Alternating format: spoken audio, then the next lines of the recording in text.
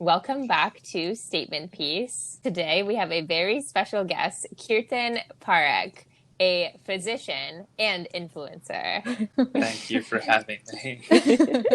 Please give a little bit of an explanation on your background and where you come from and how you kind of got to your career and where you're at now. Sure. So I am a podiatrist, foot and ankle surgeon that works in North Jersey. I have 3 offices near Paramus, New Jersey, and I do lower extremity surgery, all types of surgery. That's my day-to-day. And then I have a bunch of friends in different specialties, and I'm big on health and wellness and kind of like nutrition, longevity, and like all these different things I was researching. So I made a document called Health Preservation Pearls with all the stuff I learned about throughout the years about how to preserve your youth, preserve your skin, meditate, stuff like that, right? Just like kind of like a reference document for me and my friends. And then video software and photography, and somehow, some way, I looked at Douyin when it was an application in China, and my friends were into it. And last fall, I downloaded TikTok to see what it was like, just as a video editing tool. Mm-hmm. And I had a bunch of videos that were already on my phone that you're able to upload the way the app works.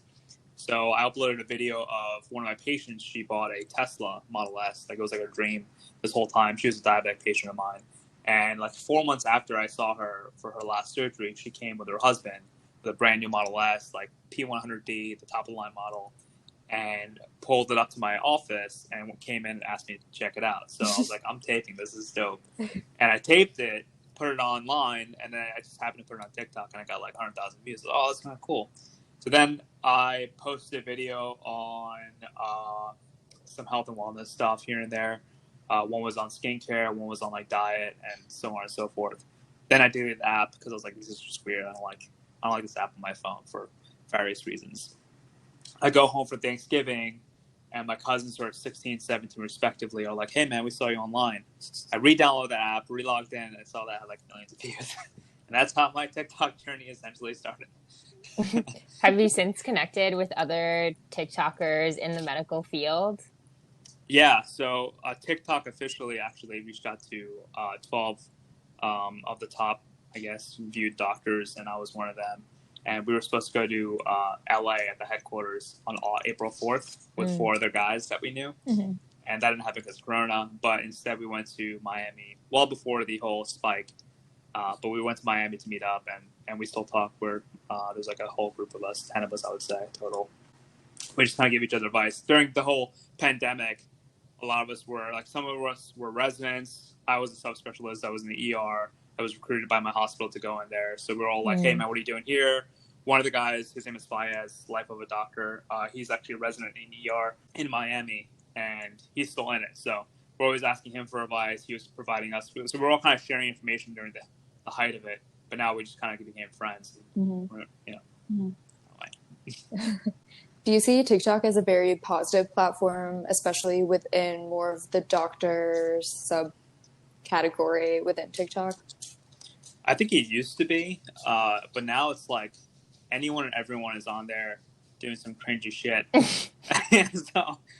so Me. You know, whether it's a good thing or not, I think it, you know, we're living in a world of omnipotent access to everything. Mm-hmm. And I think we have to really be mindful of where we keep our attention. And TikTok could be something that is positive for a small amount of time, but I think it's just negative. Anything over a certain amount of time, you're just distracted. So when you were younger, was being either an influencer or a doctor something that you really planned on doing? Nope, absolutely not. I was totally against it. I was one of the first users of Instagram, and I remember seeing like the first line of like Instagram doctors or influencers come on board, you know, with their white coats and like their protein powder or whatever they're showing. And I just thought that was like the cringiest like sellout thing you can do. Not to be against anyone who's doing it. It's all for it. It wasn't me. You know, I like my privacy. I like whatever. And if you look at my Instagram, it's kind of like hood rats. It's a bunch of like eccentric things here and there. So it's not me at all. It's very fashion oriented. I like it. It's a little artsy. Yeah. But it's nothing like a doctor's profile or even a professional's profile, mind you. So it just wasn't me, and I really thought I couldn't do it. But I did want to be, I guess, influential in my workspace and my community. This just kind of fell into my lap, no pun intended. So did you want to be a physician since you were younger as well? No, I wanted to build homes. And when I was in Wow. school, I wanted to go into architecture. And before I went to school, it was like 2007, 2008 housing crisis. And my podiatry, I was in track and field in middle school and high school partially. And I would get like ankle sprains. I went to my podiatrist, who had a great lifestyle, was doing well for himself, and I considered doing that as a thing. But I really wanted to build homes, and I have a big interest in interior design. As one of my friends will tell you, I have like a huge interest in interior design and architecture.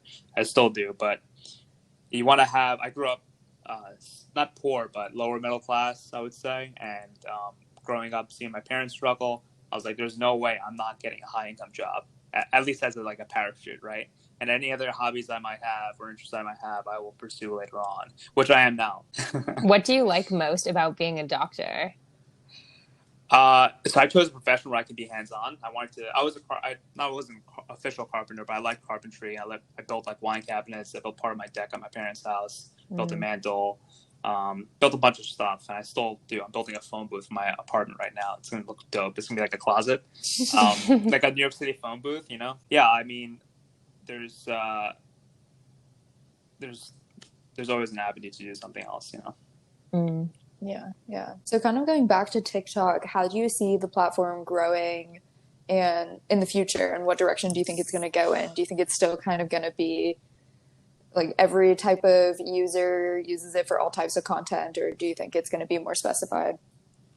Yeah, that's a good question. I think unlike Instagram, which in my opinion had a low barrier of entry, you can be a good-looking person or even not a good-looking person. It doesn't matter. You can have an interest in something and have a product, whether it's an image or whatever. As long as it's appealing to the masses, you'll have a bunch of likes or a bunch of followers, you know, possibly even overnight.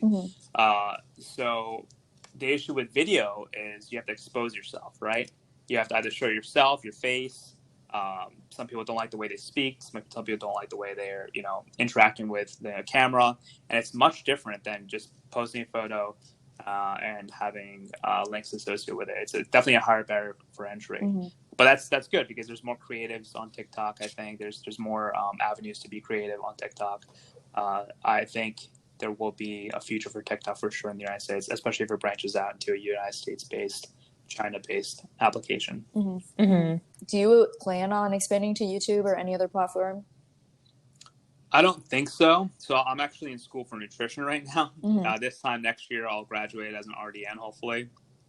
And that's when I'll really start taking things off, because then I'll have a dual practice. I'll practice in surgery and nutrition. And the goal is, because I think I have a unique perspective on nutrition based on my background, like the goal is to do like consultations for teams and athletes and their chefs and so on and so forth, based on my unique experience and my geographic location. So after that kind of commitment and trajectory, I think I might be a little bit more influential on YouTube and just kind of give my thoughts out, because I've read like literally hundreds of papers, like hundreds, over the course of 2 years on GI, the way micro macronutrients are absorbed, processed through the body, you know, just like anything and everything. I think that's really a underserved subject in medicine and in health and wellness that many people don't talk about. Because, like, for example, I bet you and your audience don't know this, but serotonin, dopamine, two of the feel-good hormones in your body, right? Serotonin, 90% of it is actually made in your colon. The highest density of neurons and neural tissue outside of your CNS, your central nervous system, is in your gut, is in your colon. So that's why SSRIs, selective serotonin reuptake inhibitors, antidepressants, cause GI upset or reverse GI upset because serotonin is made there. So these little things, you know, that affect our mood and so on and so forth, I really want to kind of show people who are in need, like what you can do about it. Yeah. It's interesting because I think it is really complementary to surgery or practicing any other sort of medicine. I was actually going to consider a master's in nutrition, but then went in Yeah, a it's awesome. different direction. But it is something. You still can. That's You know, true. That's true. I'm doing it. Like it's entirely possible. And the cool thing is with COVID, I was like, all right, let me get another degree during COVID. It might be cheaper and entirely online. Both of which turned out to be true. Something to keep in mind for sure. Yeah, no, definitely. I think it's something I definitely will pursue in the future. But if you don't mind, I know you explained a little bit of your health background and how you kind of got into nutrition, and also then the company that you're investing in. Do you mind explaining a little bit of that to our listeners, please? Yeah, definitely. So in 2016, my last year of residency, my chief of orthopedics, Dr. Shah, was like, hey, man, I had this like hospital in I know this connection at the largest hospital in Asia, which is called Civil Hospital, which is in Gujarat, northern India. And it's got 6,000 beds. I know the orthopedic chief there. You can go there for like 2 months and just like bang out cases, right? I'm like, I'm not going to say no to that. So let's do it. So I went there. We did a ton of cases. It was fantastic. During the process, I got this E. coli infection. It was a HEMAC E. coli, I believe it's HEM. Anyway, it's an enterologic hemolytic E. coli infection, something like that. Anyway, it's E. coli infection that destroys your body, like makes you bleed everywhere. It's crazy. And took antibiotics, but the antibiotics I took were broad spectrum and they're really powerful. And although I got better, like 4 months later, I started having like horrible weight loss symptoms to the point where I lost like 30 pounds. I was 110 pounds for almost like a year and a half. 110, between 110 and 120. And I'm like 5'8". Otherwise was an athlete and muscular or whatever. And that led me through a journey with doctors, getting diagnosis like Crohn's, ulcerative colitis, so on and so forth. It was a nightmare. And during the process, I learned a lot about my body, the way your body absorbs, the way positive feedback loops of inflammation happen in your body, and how you can prevent them or stop that inflammatory cascade and then heal your body through nutrition and other modalities that are adjuncts to modern medicine, because you do need some medicine to help yourselves out. It's not just an end-all be-all. And throughout that process, I met my friends Scott and Libby. So Scott Sundover, he is a MIT chemical engineer, and he created a company called NEMA Sensor, and it's a gluten-free sensor for kids that he entirely made himself with his partner. And you put some food in it. It gives you a smiley face if it's gluten-free, sad face if it's not, a peanut icon if it has peanut allergies in it. Anyway, so the same summer I was sick and like dying. He actually has Crohn's disease. He had a fistula. And I'm going to send this to him after this is done, because him and I are very close now. But and he was in really bad shape. And his fiance Libby ended up working for a company called Ease. And Ease is a big distribution marijuana company in California, and hemp. I believe they do hemp distribution as well. So he's like, "Hey man, I'm leaving NEMA, going to California, or going to San Francisco, leaving San Francisco, going to Hawaii part time, and I'm looking to start this company called Space Coyote for infused pre-rolls. So to make like THC infused pre-rolls, because there's a part of his healing process was THC and CBD, and the ratios between such. So we discussed that, and he gave me all these protocols on, different types of anti-inflammatories and microbiome, and like really smart guy. And him and I would just go back. So he didn't have the resources to get like medical journals like I did. I didn't have the resources like he did at MIT and Harvard. So it was like we just like kind of went back and forth and did all that. So I'm part of Space Coyote now, which is the number 3 pre-roll brand in California, and it's doing fantastic, and really proud of the whole team that's doing it. And through that, I'm trying to become like a cannabis kingpin in New York City. If it becomes legalized in the tri-states, that'd be really nice, because I think it will help a lot of people out. And there's a huge role. I did a few lectures on cannabis and its influence in IBD and autoimmune disease in New Jersey, because New Jersey and New York does have a medical marijuana program, which I'm not a part of because I'm a surgeon. It's not federally legal, so I cannot consume in that way. But I'm still a proponent of it because of the benefits that I've seen with other patients. And again, we have an opiate crisis in our country that's kind of like under the radar with our political spectrum right now. And I believe it would help to have some form of legalization across the federal landscape. Yeah. Right. Yeah. So on the and now I'm better. Now I'm like super strong and in the best shape of my life. So everything has a silver lining. Even if you're suffering, it's like, I can't tell you how how many awesome people I've met. Like my whole life has changed for the better. Like there's two ways of looking at it, just like the pandemic right now, right? You could like be a victim, or you can decide to change what's happening to you and get the perspective. And I chose the latter, and I think I chose right. Yeah, that's awesome. I think one of the topics that we wanted to focus on in this episode was sort of the politics of cannabis, and the stigma behind it. So for our listeners, could you explain a little bit behind the difference between like THC and CBD, and like specifically like the non-intoxicating like effects of one or the other? Right. So there's a inflammatory molecule called TNF-A, and a lot of inflammatory diseases like IBD, Crohn's, rheumatoid arthritis, and like a lot of autoimmune diseases have this positive feedback loop where TNF-A starts and then it keeps getting worse after each cycle, and this inflammatory cascade keeps happening. So a lot of the biologic medications like Humira, infliximab, I think it's the same thing, Stelara, they block this molecule along with other interleukin factors, inflammatory molecules, right? For people who don't know, do you want to explain what interleukin factors are? Yeah, I think it's I'm not an immunologist by any means, but they're inflammatory molecules. Yeah. So for example, like your gut is one cell thick. So when bacteria go across it, your body attacks, and that inflammatory cascade keeps happening. That's called gut permeability, right? So these are like types of things. But to go back to cannabis, so THC and CBD are thought to have blocking this inflammatory cascade to an extent without side effects. Obviously, THC has psychoactive side effects with having different effects of hunger, drowsiness, satiety, like dopamine, like all these feel-good effects, whatever it might be. Whereas CBD has the anti-inflammatory effects, but doesn't have these psychoactive effects. And in some articles, they talk about the ratios of THC CBD to be taken for certain diseases or certain, conditions. So do you think the stigma behind marijuana derivatives will change in the future? Absolutely. I think that, so let me explain to you what an NSAID is, and opioids, right? Like Percocet.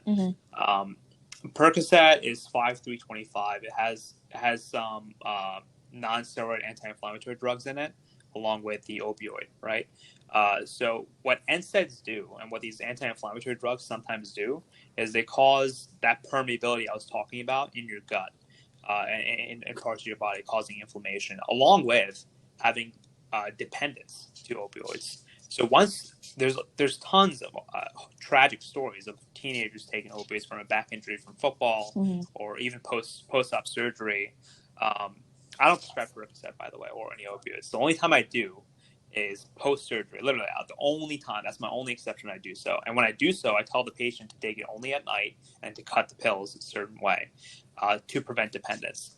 And that's just the way I practice. Some physicians practice differently.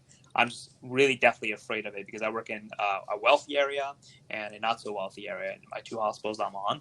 And I see the difference of having opiate dependent patients and patients who are not opioid dependent or are conscious of opioid dependency and are mitigating away from that. So based on that alone, I believe that there is a possible need or possible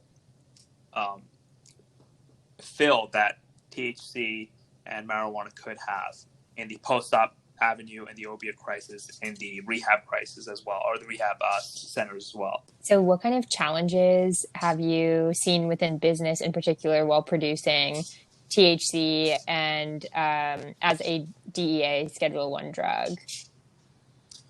Well, it's legal in California. That's the only area where Space County is operating. So, like, the challenges there are, like, for example, we are in 170 or so dispensaries. MedMen, if you're familiar with, is one of the dispensaries that we're in. One of the weird things about dispensaries is that, you have to, it's very regulated and the cost is high, right? So, like, for example, if we produced a pre-roll for, let's say, $10 to make numbers even, dispensary 1 might sell for $20, dispensary 2 might sell for $32, dispensary, we might have a retail suggested price of $15, but the dispensaries will do whatever they want.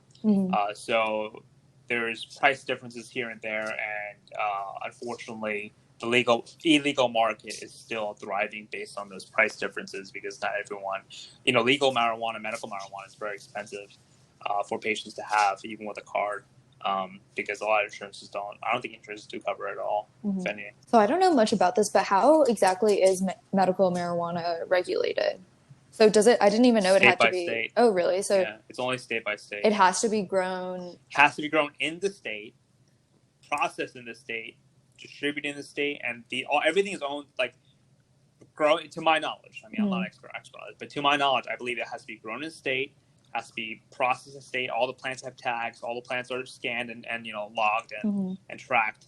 And then they're transported a certain way by the state, and each licensee for the dispensaries is partially mandated and or owned by the state. So there's no national regulation. Zero national. There is national regulation in hemp. I believe it was the Farmers Law, or I forget the law what it was called. But hemp is legal across the state. That's why we can buy CBD online. Right. Yeah, it's been interesting to observe the kind of politics around cannabis, especially because I think with the second wave of BLM, there's a lot of discussion on why it was made into this very stigmatized drug and seen as the gateway drug and things like that. Yep. There's a lot of affiliation of calling it marijuana because then people would affiliate it with Mexican immigrants and xenophobic sentiments and things like that. That's very true. Yep. Yeah, and I see it like with. And remember, if let's say it is legal. Sorry to interrupt you. Oh, but no. Let's say it is legalized, right? Then what are you talking? You have people, especially people of minority, that are convicted for having a little bit of marijuana possession. They're in jail for that, right? Like for a plant that grows out of the ground, yeah, I mean, for years. So like, do you have to overturn these convictions? Do you have to provide money for these poor people who have like done essentially not much wrong? Hopefully, right? That's the whole premise on this, and there's a racist possible portion to this too that is relevant to current events. Yeah, it's really sad. That's not. Scott and Libby, the co-founders, are very proactive in that movement as well. So I know there are some like CBD or CBD THC like combination pen sort of thing along the same vein as Juuls. I mean, I don't really know that much about them, but does that similar, I guess, effect from juuling apply to those as well? Well, nicotine is an interesting drug just from juuling alone, but I still think that vaping, THC, CBD, or nicotine will have some adverse effects because, first of all, there's no consistency in the vaping. You might have one vape that has a certain voltage, another vape that has a certain voltage, different types of flavoring, vitamin E, you don't know. Like, there's no standard vape that you can get. Yeah. Or even with cigarettes, you have a kind of a standard cigarette that you can get. But I don't know. I don't encourage it. I don't see any benefit to it. Well, one question that we always my cousin was smoking a Juul. I slapped that shit right out of his fucking hand. I was like, "What the hell are you doing? Go like roller skate or something. Do something like Juul, man.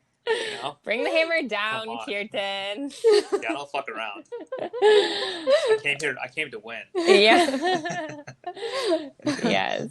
There's this movement towards non-allopathic medicine. So with that in mind, what are your opinions on platforms like Goop and people that aren't necessarily having a medical background? Let me put it this way. I think that there are a lot of people that don't necessarily have to be doctors that have a good knowledge base on certain subjects. Like, for example, Andrew Haberman, he is a PhD at Stanford. He talks about neurogenesis and the brain all the time. I mean, obviously he's a PhD at Stanford. That's a different story. But, there might be someone who has, I don't know, a skin disease like vitiligo that might be really knowledgeable on vitiligo that might, even though I'm a doctor or even a dermatologist maybe, they might not know as much about vitiligo as this person does, even though they have no degree, right, or whatever it might be. So you have to take people's opinions as opinions. But when it comes to facts and actual basis of medical procedures and knowledge, the way I operate is I operate through PubMed articles. So whatever a subject I need to know, I'll type it in and follow it up with PubMed and do like a scholar search on Google Scholar or the national database of PubMed and look at like the data, right? Anything Kourtney Kardashian says, no offense to Kourtney Kardashian or Kim, whoever it might be, I don't know if they're the prime most people to talk about medicine. Right. You know. So do you think the general public, and especially with social media like TikTok, recognizes the difference between the idea of wellness and the idea of health care in particular? No, I don't think so. Yeah. Look at people's buying habits. People buy supplements that they don't even know what's water soluble or fat soluble. People are taking vitamin D isn't really even a vitamin; it's more like a hormone. It's a precursor to a lot of like gates to the immune system. So and also unless it's third party tested, no supplement is really FDA approved, right? Anything you get GNC or online, there's no FDA approval process. So there's two brands that I look at. Pure Encapsulation is one, and Jaro Formulas is another. That's third party tested, made in the United States. I believe in those a little bit more than I would than just anything else. But again, supplements, you have to do your research on what's really being put in there. I guess someone who has Indian heritage, there's a lot of like folklore, like different things that I think were traditions that tend to have health benefits. Turmeric. Yeah. And like, especially as someone who's going into nutrition, do you think that's going to become more prevalent as people practice medicine and people are more aware of their own health and wellness? Yeah, I think if you talked about turmeric is a good example. If you talk about turmeric, let's say 5, 6, 7 years ago, you probably wouldn't be able to get it in supplement form as easily as you can now with Amazon. And you probably wouldn't see as many enthusiasts about it or articles about it as you would now, or at least relevantly, right? Yeah. Or in its relevance. So, yeah, I think people are much more. My hope is that after this pandemic, people are going to be much more conscious about their health and their health and wellness and be a little bit more proactive. So as someone who's in the medical field, do you think healthcare professionals are going to be more likely to include complementary medicine in their own practices? Or do you think it's still going to be the whole like Western medicine, that's that? Yeah, I think it's still going to be the same. And the reason for that is litigation.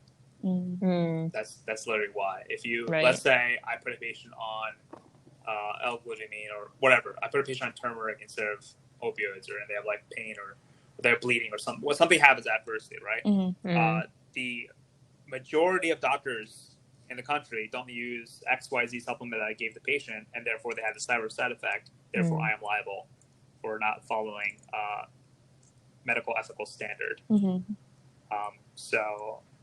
But there are things you can do that has no harm, right? Like post-op, pre-op, tell the patient to stop doing certain things with their diet or stop doing certain things or have a supplement that actually might work that you can prove, Well, one question that we always like to ask our guests, and especially as someone who is as fashion forward as yourself, as we saw on your Instagram, we were wondering, what is your favorite statement piece? Or it could be your even medical degree.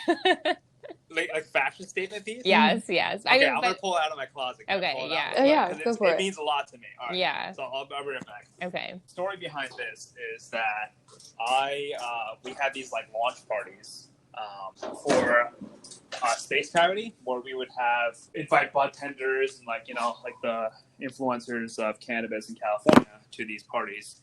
And I went to the Volume 2 party where I met Scott's fiance Libby and everything like that. I met the whole team, and Libby has a really good eye for fashion as well. And she made me this beautiful jean coat that I love to wear in the fall. So that night, I was gifted this jean jacket. Oh, wow. And it's like really beautiful, like so puffy cool jean jacket. Was it lined with fleece on the inside? Yeah, it is. Yeah, it's not fleece. It's just lined with just regular. It's like a Japanese denim type of jacket, but it looks dope. And I really love it, and I'm really thankful for them for gifting this to me. Wow. And every time I wear it, I get compliments, and it just means a lot to me. So that would be a cool statement piece. I remember one time I was walking down, I think it was in Soho, and I was in like a jean jacket and like black pants and like black boots, and I think my MA saw me, and she was like, "Dr. Parekh, is that you?" I'm like, "Hey, what's going on?" Because I'm totally different at work. It's like a switch, Yeah. Well, thank you so much for joining us. No problem. I appreciate your time.